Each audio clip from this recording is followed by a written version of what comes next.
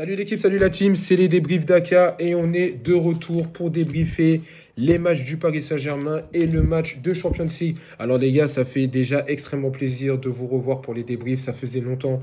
Il y a des matchs du PSG que j'ai pas pu assez visionner pour pouvoir faire des débriefs. Il y a des matchs que j'ai pas pu voir, il y a des matchs que j'ai pas pu débriefer. En tout cas, on est là, on est de retour. Voilà, là vous voyez avec mes lunettes de vue, voilà, c'est très très rare. D'habitude c'est une seule. Bref, on s'en fout. On est là pour débriefer le match de Ligue des Champions. C'était le retour et c'était un match qui était important parce que c'est un match qui aurait pu nous permettre de se qualifier. Voilà, c'est un match qui va pu nous permettre de se qualifier.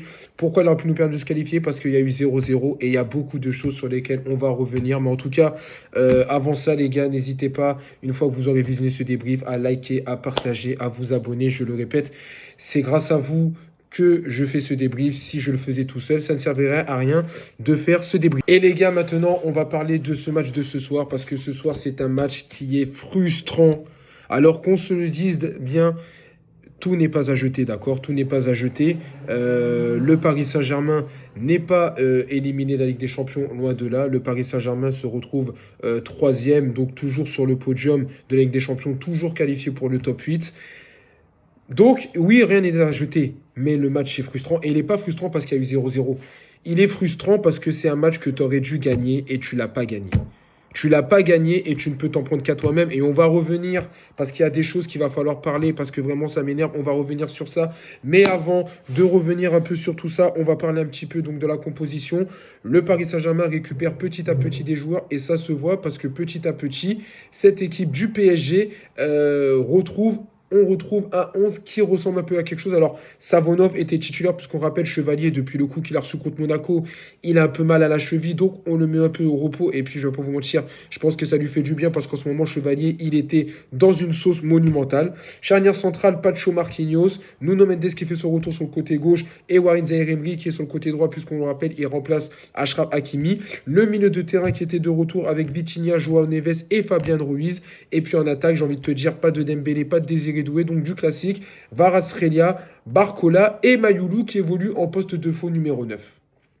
Et là, vous voyez les gars, ça ressemblait un petit peu à ce qu'on avait l'année dernière, sauf que entre-temps, qu'est-ce qui s'est passé? Eh bien, il se passe que le Paris Saint-Germain a eu un nombre de matchs incalculable et il se passe que les joueurs sont fatigués.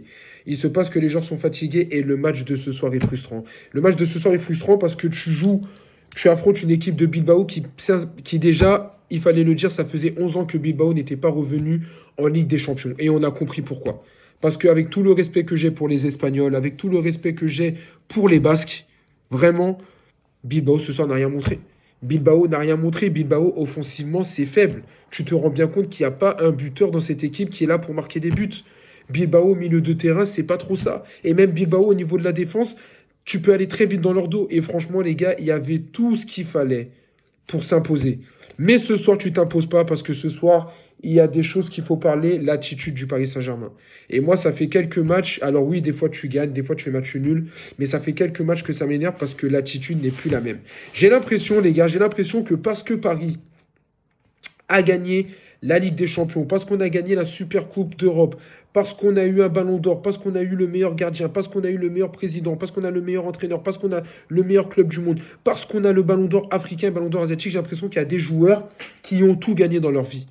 Et on n'a plus cette collectivité, on n'a plus cette attitude qu'on avait avant. Et il fut un temps, le Paris Saint-Germain, ça jouait collectif. Ça dédoublait, ça détriplait, ça jouait à 2, ça jouait à 3, ça faisait des passes aux coéquipiers. Et c'était toujours le meilleur coéquipier qui marquait un but. Et des fois, ça faisait penser au Barça et la MSN. La MSN, d'ailleurs, ça tombe bien, de Luis Enrique. Mais maintenant, j'ai l'impression que le Paris Saint-Germain, c'est devenu une équipe égoïste. Et il y a des joueurs qui sont égoïstes et il y a des joueurs qui commencent sérieusement à m'énerver et on va en parler. Il y a eu des bonnes choses, il y a eu des mauvaises choses, on va en parler. Mais en tout cas, voilà, c'est un match que tu aurais pu te rendre facile et au final, tu ne te le rends pas facile. Je disais donc c'est un match qu'on aurait pu se rendre facile, mais au final, tu ne te le rends pas facile. Pourquoi? Parce que c'est un match, les gars. Alors bon, ça c'est embêtant. Je pensais qu'il allait avoir de la lumière, ne bougez pas. Voilà, là c'est mieux. Donc je disais, c'est un match voilà, qu'on aurait pu se rendre facile, mais qui a été très compliqué. En première période, c'est bien simple. Le Paris Saint-Germain a très peu existé. Alors oui, tu as une domination stérile qui te permet de jouer ton jeu, mais j'ai eu l'impression d'avoir affaire à de la défense-attaque. Et pourquoi je dis de la défense-attaque et pas de l'attaque-défense? Parce que tu as eu le PSG qui a passé toute sa première mi-temps dans sa première partie de terrain et on a joué à la baballe dans notre surface. On a joué à la baballe dans notre zone. Et on n'a jamais été vraiment joué à la baballe dans la zone adverse où d'habitude le PSG fait de l'attaque-défense. On a joué à la baballe dans notre zone de défense.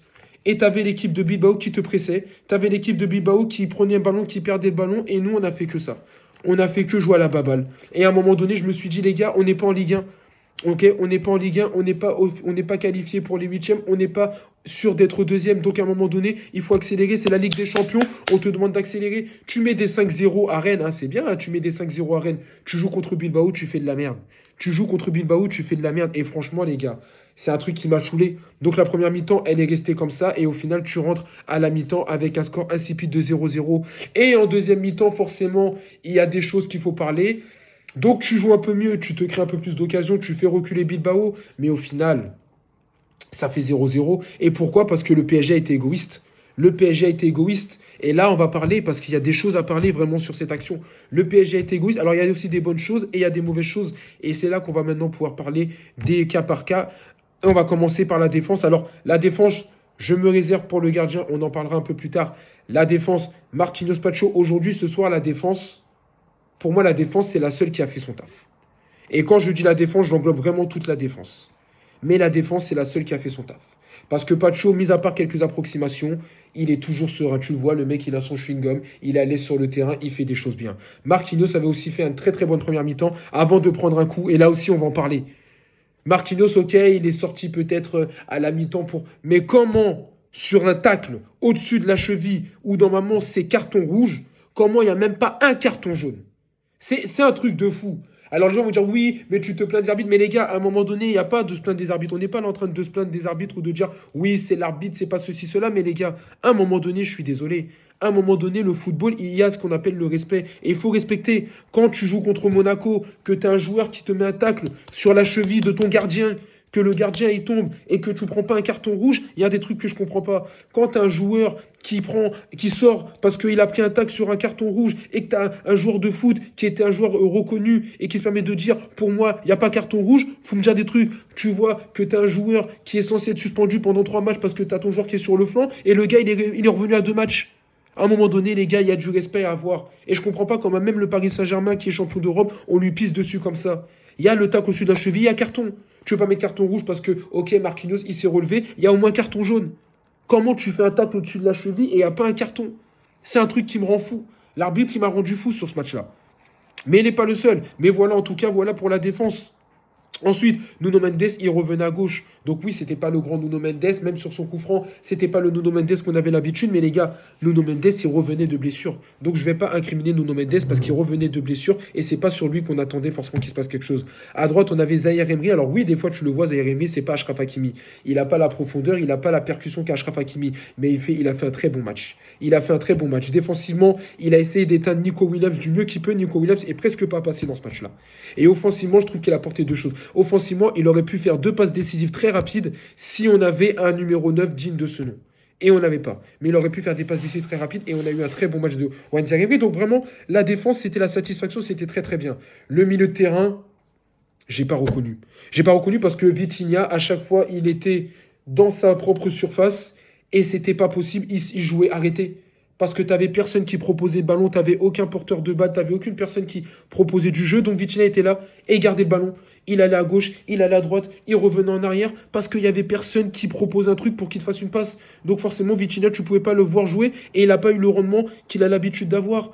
On avait un João Neves qui a essayé de faire des choses, qui a essayé de se dédoubler, de jouer à droite, de jouer à gauche, de jouer au milieu, de jouer en attaque. Mais João Neves, il ne peut pas tout faire. À un moment donné, il ne peut pas tout faire. Et là, ce soir, il était trop scellé pareil. Et puis, on a eu Fabien Ruiz qui a fait de la merde. Mais Fabien Ruiz, ça fait longtemps qu'on n'a plus vu un match comme ça de Fabien Ruiz. Donc, je ne vais pas lui tomber dessus. Mais Fabien Ruiz, à un moment donné, il revenait trop en arrière. J'ai pas eu le Fabien Ruiz qui a l'habitude de percuter et qui va vers l'avant. Et malheureusement, quand il s'est retrouvé face au gardien, c'est pas un numéro 9. Donc oui, il peut mieux faire. Mais c'est pas un numéro 9. Donc, il a essayé de faire quelque chose. Il n'a pas réussi, mais il a essayé de faire quelque chose. Mais l'attaque, les gars. L'attaque. Au football, c'est simple. Tu as tes milieux qui gèrent le match. Tu as ta défense qui t'empêche de prendre des buts. Tu as ton gardien qui empêche d'encaisser des buts. Et t'as ton attaque qui est censée marquer des buts. Et l'attaque n'a pas fait le taf. L'attaque n'a pas fait le taf parce que déjà, Kvaratskhelia. Vara, je comprends pas comment le joueur peut être mi-figue, mi-raisin. Contre Rennes, il a été exceptionnel, ok? Il t'a mis un doublé exceptionnel. J'ai revu le Vara que je voulais voir. Je me disais, ça y est, il est de retour et je m'attendais à voir un grand Vara. Il commence, il te fait une petite action, il te fait une frappe dont il a le secret du pied droit enveloppé qui passe pas très loin du but. Tu te dis, oh, Vara est de retour. Et après, il a fait de la merde. Il a fait de la merde. Il a perdu des ballons. Il n'a pas eu de percussion. Combien de fois, au lieu d'aller vers l'avant, il va jouer vers l'arrière? Il s'est même embrouillé avec Nuno Mendes. À un moment, tu as une 2, tu dois lancer Nuno Mendes qui est parti tout seul, qui peut faire quelque chose. Et tu es là en train de garder le ballon et de vouloir jouer latéral. Alors que si tu joues horizontal, jouer horizontal, alors que si tu joues vertical, tu lances Nuno Mendes et il y a une action qui se passe. Et il a fait ça. Et il a boudé, et il a levé la main, et ça, j'aime pas. Et ça, j'aime pas, parce que Kvara, on le sait, à droite, il est nul à chier. À gauche, il est exceptionnel. Sauf qu'à gauche, il a été nul à chier. Et il a tellement été nul à chier qu'à un moment donné, Luis Enrique, il a demandé à dédoubler avec son collègue Barcola. On va aussi en parler de Barcola. Mais il a demandé de dédoubler. Et Kvara, je suis désolé, c'était dégueulasse. Le match de Vara était dégueulasse ce soir. Mayoulou, je vais pas en parler, parce que Mayoulou a pas fait un bon match. Mayoulou, c'est pas un numéro 9. Donc Mayoulou, j'ai regretté parce que malheureusement, sur les actions qu'il y a, il doit mettre plus de frappe, il doit mettre plus de puissance. S'il y a une frappe où il met plus de puissance, peut-être que ça rentre au bon parce qu'il s'est créé des belles occasions. Il aurait pu marquer. Mais Mayoulou, c'est pas un numéro 9. Donc on ne peut pas demander à Mayoulou de faire des choses que fait un numéro 9 parce que Mayoulou, ce n'est pas un numéro 9. Il est juste là pour dépanner. Et Barcola, Barcola, les gars. Les gars, autant je vais parler tout à l'heure de quelqu'un qui m'a fait plaisir sur ce match-là, autant on va parler de Barcola. Autant on va parler de Barcola parce qu'à un moment donné, les gars, moi je veux bien qu'on me dise oui, il est français, tout ça. Barcola. La con de tes morts, Barcola. La con de tes morts. Vraiment, je suis obligé d'être vulgaire. Parce que déjà, Barcola, plusieurs fois, j'ai parlé de sa nonchalance, j'ai parlé du fait que le mec, on a l'impression qu'il a tout gagné, il a plus envie de jouer au PSG, mais là, ce soir, les gars, l'occasion. Mais comment tu la donnes pas à Kvara? Cette putain d'occasion. Là, les gars, je fais pas encore des montages vidéo pour vous montrer, mais l'occasion, je pense qu'on l'a tous. T'as Barcola qui part seul au but. T'as Kvara qui est dans la surface de réparation. Il est en retrait, il n'est pas hors jeu. Le but, il est vide. Tu fais une passe latérale à Kvara, ça fait 1-0 pour le PSG. C'est simple, efficace. Tu fais une passe latérale à Kvaratskhelia, ça fait 1-0 pour le PSG. Parce que c'est la même action qui s'est passée contre Rennes et Vara l'a mis au fond et pourtant le gardien était là. Là, le but, il est vide. Vara, il est tout seul. Il n'y a même pas un joueur de Bilbao qui est là pour arrêter le ballon. Tu fais la passe latérale, ça fait 1-0 pour le PSG. Et là, qu'est-ce que tu fais? Tu fais ton putain d'égoïste et tu mets une putain de frappe sur la barre. Oh, les gars, je vous jure les gars, sur cette action, sur cette occasion, je vais insulter sa génération. Et j'assume. Je vais insulter sa génération parce qu'à un moment donné, les gars, il faut arrêter de se foutre de la gueule du monde. À un moment donné, je veux bien que tu me dis Barcola, il a du niveau, il a du talent, il va vite, il a provoqué du danger, mais je suis désolé. À un moment donné, dans le foot, il faut que tu sois décisif. Et j'en ai rien à foutre que tu provoques du danger, j'en ai rien à foutre que tu sois le plus rapide des joueurs, j'en ai rien à foutre que tu fasses des face-à-face au gardien si derrière tu fais de la merde. Il aurait fait le face-à-face, il faisait la passe décisive. À Kvara, c'était terminé. Comment un joueur qui l'année dernière a fini meilleur passeur d'Europe, mesdames et messieurs? L'année dernière, Barcola, c'est meilleur passeur d'Europe. C'est un joueur qui fait des assises parce que c'est un joueur qui était généreux et qui jouait collectif. Comment un joueur qui a fini meilleur passeur d'Europe, il ne fait pas la passe? Hakimi, il arrive, il te fait la passe. Nuno Mendes te fait la passe. Vitinha, Joao Neves, n'importe quel joueur te fait la passe. Dembélé, il arrive dans une situation comme ça, il voit Vara qui est tout seul, il fait la passe. Comment Barcola ne fait pas la passe? Et moi, j'en ai rien à foutre que tu me dis, oui, mais comment Barcola ne fait pas la passe? Et ça, les gars, ça m'a rendu fou. Et ça m'a rendu fou parce que quand j'ai vu cette action, j'ai dit, j'espère pour toi qu'on va pas perdre le match ou qu'on va pas faire 0-0 parce que je vais t'insulter. Et on a fait 0-0. Et je suis désolé, à ce moment-là, il fait la passe à Kvara, c'est fini. Ça fait 1-0 pour le PSG et on n'en parle plus. Et après, tu peux jouer à la baballe que c'est. Mais non, tu le fais pas, donc ça fait 0-0. Et à un moment donné, qu'est-ce qu'ils se disent, Bilbao? Paris, ils n'arrivent pas à marquer, ils jouent pas collectif. Peut-être qu'on a l'occasion de faire quelque chose. Et ils ont essayé, alors ils n'ont rien fait. Mais les gars, c'est un truc de fou. Il y avait tout pour gagner ce match. Il y avait tout pour récupérer cette deuxième place et pouvoir te rapprocher déjà pour valider officiellement ta qualification en huitième, parce que je rappelle, mesdames et messieurs, si Paris gagnait son match, Paris était officiellement qualifié en huitième de finale. Paris était qualifié pour le top 8. Il n'y avait plus de barrage, il n'y avait plus de 16e, c'était huitième d'affilée d'office, si on gagnait ce match. Là, on est troisième, il va falloir gagner contre le Sporting pour se qualifier, parce que Liverpool, qui a gagné, est revenu à 12 points, t'es à 13 points, donc maintenant, c'est plus pareil. Et Liverpool est 9e. Liverpool est 9e. Donc, c'est plus pareil. C'est plus le top 8 qui est officiel, parce que maintenant, il va falloir cravacher. Mais les gars, comment? Et ça m'a rendu fou. Et vraiment, Barcola, moi, j'en peux plus. Moi, je vous le dis, moi, pourquoi on n'a pas été chercher Cherki? Pourquoi on n'a pas été chercher Cherki à Lyon? Pourquoi on n'a pas été chercher Cherki? Moi, j'ai entendu que Mohamed Salah va quitter Liverpool. Moi, je le prends. Moi, demain, je vous le dis. Moi, demain, je vends Barcola et je prends Mohamed Salah. Parce qu'à un moment donné, j'en m'en fous. Que le mec est un international français, qu'il a du potentiel, je m'en fous. À un moment donné, les mecs comme ça qui pensent qu'à leur gueule et qui sont nonchalants, j'en peux plus. Donc moi, je vends Barcola et je prends Mohamed Salah. Ok? Tu peux me traiter de footix ou quoi que ce soit, je m'en bats les couilles. Moi, vends Barcola et je prends Mohamed Salah. Parce que même si Mohamed Salah, il a 30 ans, Mohamed Salah devant le but, il parle pas chinois. Il est collectif. Et avec un Désiré Doué ou quoi que ce soit, moi, je vends Barcola et je prends Mohamed Salah. C'est mon avis. C'est tout. Il n'y a pas besoin de chercher.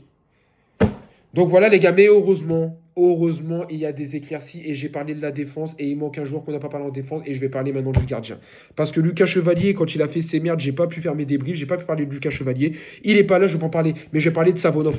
Je vais parler de Savonov parce que Savonov, ça fait 2 matchs titulaires, ça fait 2 matchs clean sheet. C'est tout. Titulaire contre Rennes, clean sheet. Titulaire contre Bilbao, clean sheet. C'est tout. Et on a un gardien qui est rassurant. Parce que déjà, monsieur, il est russe. Parce que déjà, il en impose. T'as l'impression que le gars, il pourrait partir à la guerre contre l'Ukraine. Mais parce que Savonov, il rassure. Il fait les parades qu'il faut. Il fait les sorties qu'il faut. Quand il faut capter le ballon, il capte le ballon. Quand il faut dégager le ballon, il dégage le ballon. Et tout ce que Lucas Chevalier fait et qui est fébrile, il le fait correctement. Et même quand il est pressé, il te fait la sortie de balle correctement. Et moi, les gars, je suis désolé, Savonov, aujourd'hui, il a fait 2 grands matchs exceptionnels. Pour moi, il mérite de rester, d'être encore titulaire. Je ne sais pas comment ça sera quand Chevalier sera revenu, mais pour moi, aujourd'hui, Savonov mérite de pouvoir postuler en tant que numéro 1. Parce que pour moi, aujourd'hui, Savonov est au-dessus de Chevalier. Alors peut-être qu'après, Chevalier va changer, peut-être que Chevalier va se reprendre, mais pour moi, aujourd'hui, Savonov est au-dessus de Chevalier. Et ça fait plaisir, les gars. Franchement, ça fait vraiment plaisir d'avoir un gardien qui rassure sa défense. Et vraiment Savonov, c'est mon top de la soirée parce que j'ai bien aimé son match. Oui, il n'a pas eu beaucoup d'occasions, c'est vrai. Mais le peu d'actions qu'il a eu à faire, il les a bien fait. Et il y a eu des matchs, je vous rappelle, il y a eu des matchs, les gars, où il n'y avait pas beaucoup d'actions. Et il y a eu des matchs où Lucas Chevalier, il a pris un but alors qu'il n'y avait pas beaucoup d'occasions. Il y a eu des matchs où Chevalier, dès qu'il y avait un tir cadré, il prenait un but. Là, Savonov, il y a un tir cadré, il te la sort. Il te fait un bon match contre Rennes, il te fait un bon match contre Bilbao. Et peut-être que ce week-end contre Metz, il te fera un bon match, va savoir. Mais en tout cas, les gars, je suis content de Savonov. Et après, les gars, ça fait plaisir. Il y a eu le retour de Désiré Doué. Voilà, Désiré Doué de retour. Et ça me fait vraiment plaisir parce que je sens que ce joueur manque. C'est pas que j'aurais jamais cru dire ça parce qu'on parle quand même d'un Golden Boy. On parle aussi d'un Golden Boy, il ne faut pas l'oublier. Mais tu sens que Désiré Doué te manque. Parce que c'est un joueur qui va vite, c'est un joueur qui est de bon technique et c'est un joueur qui, devant le ballon, devant le but, ne parle pas chinois. Désiré Doué, c'est pas Barcola. Et quand ils vont tous revenir, les Barcola, les Jantou, ils ont déjà ciré le banc, mais tous ces joueurs-là vont cirer le banc. Pareil, un Kangin aurait mérité de jouer sur ce match-là. Parce que Kangin il apporte de la créativité, parce qu'il est technique, et il aurait pu faire quelque chose, mais tu l'as pas fait jouer, ok, pas de souci. J'en veux pas Luis Enrique, parce que pour moi, Luis, il a fait la composition qu'il fallait. Mais à un moment donné, il y a des joueurs, et Barcola, il va falloir que tu te bouges le cul. Il va vraiment falloir que tu te bouges le cul. Parce que l'action qu'il a faite, les gars, j'en peux plus. Oh, mais comment c'est possible? Comment tu peux être élu meilleur passeur d'Europe et sur une action comme ça, tu fais pas la... Et il a levé la tête, il l'a vu. Il a vu que Varane était tout seul, mais je sais pas, peut-être qu'il était fâché parce que Varane a pris sa place à gauche et que tu joues à droite. Mais gros, le PSG, le football, c'est collectif. Alors j'en ai à foutre que tu es fâché parce que Varane, il joue à droite quand toi tu joues que Varane joue à gauche quand tu joues à droite. À un moment donné, il faut penser à l'équipe. Et quand il y a 0-0, tu fais la passe. Il y a 1-0 et après on n'en parle plus. Tu fais la passe, on n'en parle plus. On n'en parle plus. On dit, Barcola, il a pas fait un match, mais il a fait une passe décisive. Sauf que là, Barcola, il a rien fait. Il a rien fait. Il a niqué tous ceux qui pensaient que Paris allait taper Bilbao facilement. Il a niqué tous ceux qui pensaient que Varane allait marquer un but. Il a rien fait. Il a rien fait. Et cette action, les gars, c'est un truc qui me rend fou.